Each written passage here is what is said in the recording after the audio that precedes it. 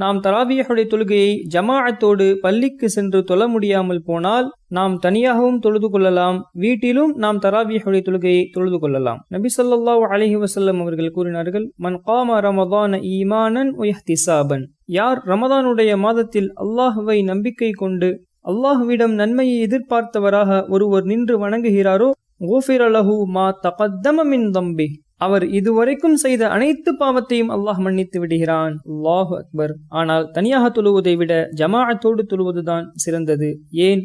மன் காம மஅல் இமாமி, யார் இரவு தொழுகையை இமாமோடு ஒருவர் நின்று தொழுகிறாரோ, ஹத்தா யன்ஸரிஃப, அந்த தொழுகையை இமாம் முடிக்கும் வரை அந்த தொழுகையில் அவர் நிலைத்திருந்தால், குதிப லஹு கியாமு லைலா, அந்த இரவு முழுக்க நின்று வணங்கிய கூலியை அல்லாஹ் அவருக்கு கொடுக்கிறான். அல்லாஹு அக்பர். இந்த ரமதானில் சோர்வில்லாமல் சடைவடையாமல் ஆர்வத்தோடு இபாதத் செய்வதற்கு அல்லாஹ் நமக்கு உதவி செய்வானாக.